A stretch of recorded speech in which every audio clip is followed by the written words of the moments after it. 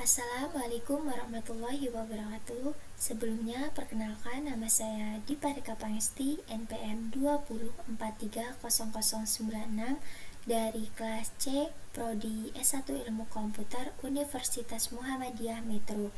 Di sini saya mendapat tugas dari salah satu mata kuliah saya, yaitu pengantar sistem digital. Tugasnya menerangkan tentang memori dan CPU. Sebelum itu, kita harus mengetahui dulu apa yang dimaksud dengan memori dan CPU.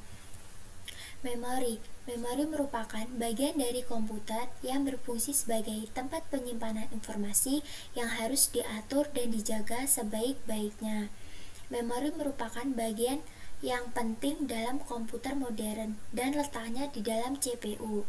Sedangkan CPU adalah suatu tempat untuk melakukan proses instruksi atau perintah program yang akan digunakan untuk mengolah data.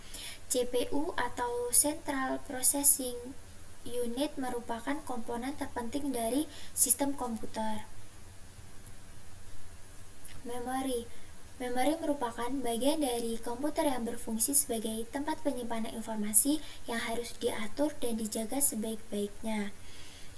Memori merupakan bagian terpenting dalam komputer modern dan letaknya di dalam CPU. Berdasarkan lokasinya, memori terbagi menjadi dua.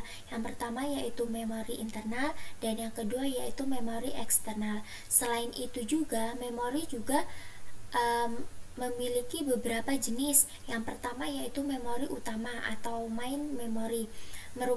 Memori ini digunakan sebagai akses data cepat oleh prosesor dan tidak berfungsi sebagai tempat untuk menyimpan data. Akan tetapi kapasitas memorinya kecil, contohnya yaitu RAM. Yang kedua yaitu memori sekunder.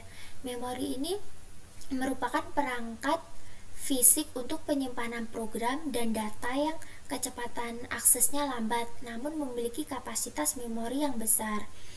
Contohnya yaitu hard disk.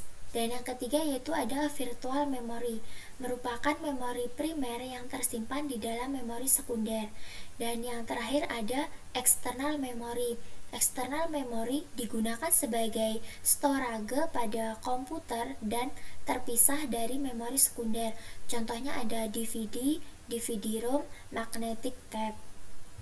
Yang selanjutnya ada jenis-jenis memori. Yang pertama ada register prosesor, yang kedua ada RAM. Contoh dari RAM yaitu ada cache memory dan memori fisik. Yang ketiga ada ROM. Contohnya ada ROM BIOS dan flash memory. Yang ketiga ada perangkat penyimpanan berbasis disk magnetik. Contohnya ada floppy disk dan hard disk. Dan yang keempat ada perangkat penyimpanan berbasis disk optik. Contohnya ada DVD, CD, dan HD DVD. Nah, selanjutnya sifat memori. Memori memiliki dua sifat. Yang pertama yaitu volatil, yang artinya memori komputer yang membutuhkan daya listrik untuk menjaga informasi yang tersimpan. Jadi, ketika daya listriknya mati ataupun terputus, maka data yang tersimpan akan hilang. Contohnya DRAM dan SRAM. Yang kedua ada non-volatil, artinya memori komputer yang tetap dapat menyimpan atau menjaga informasi meskipun tidak tersedia daya listrik. Contohnya ada ROM, hard disk, disket, dan lain-lain. Yang selanjutnya yaitu CPU. CPU atau sering disebut dengan Central Processing Unit adalah tempat untuk melakukan proses instruksi atau perintah program yang akan digunakan untuk mengolah data. CPU merupakan komponen terpenting dari sistem komputer. Oleh karena itu, CPU tersusun atas beberapa komponen. Yang pertama ada ALU, yang bertugas untuk membentuk fungsi-fungsi pengolahan data komputer. ALU juga sering disebut sebagai mesin bahasa karena bagian ini mengerjakan instruksi-instruksi bahasa mesin yang diberikan. Dalam ALU juga terdiri dari dua bagian. Yang pertama yaitu unit aritmatika dan unit logika boolean. Yang kedua tersusun dari kontrol unit yang bertugas untuk mengontrol operasi CPU dan secara keseluruhan mengontrol komputer sehingga terjadi sinkronisasi kerja antar komponen dalam menjalankan fungsi-fungsi operasinya, termasuk dalam tanggung jawab unit kontrol adalah mengambil instruksi-instruksi dari memori utama dan menentukan jenis instruksi tersebut. Dan yang ketiga ada register. Register merupakan media penyimpanan internal CPU yang digunakan untuk proses pengolahan data. Memori ini bersifat sementara, biasanya digunakan untuk menyimpan data saat diolah ataupun data untuk pengolahan selanjutnya. Dan yang keempat ada CPU interconnection, merupakan sistem koneksi dan bus yang menghubungkan komponen internal dan bus-bus eksternal CPU. Komponen internal CPU yaitu ALU, unit kontrol, dan register. Komponen eksternal CPU sistem antara lain ada memori utama, piranti masukan atau keluaran.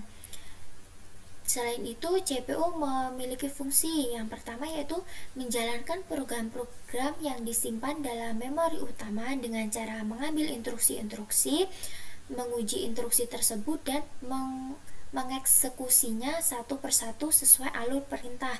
Yang kedua yaitu pandangan saling sederhana.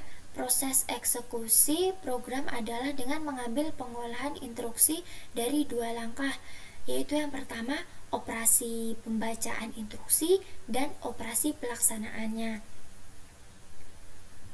Nah, kita lanjut ke contoh soal.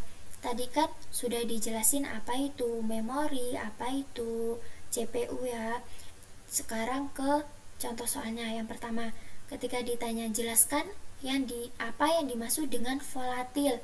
Nah, jadi kita harus jawabnya gini. Volatil adalah salah satu sifat memori yang membutuhkan daya listrik untuk menjaga informasi yang tersimpan. Jadi ketika daya listrik dimatikan ataupun terputus, maka data yang tersimpan akan hilang. Nah, lanjut ke soal yang kedua. CPU tersusun dari beberapa komponen, sebutkan. Nah, jawabnya CPU tersusun dari 4 komponen. Yang pertama ada ALU, yang kedua ada CU, yang ketiga ada CPU interconnection, dan yang keempat ada register. Nah, sekian penjelasan materi dari saya. Apabila ada salah kata, saya mohon maaf. Saya ucapkan terima kasih dan saya akhiri. Wassalamualaikum warahmatullahi wabarakatuh.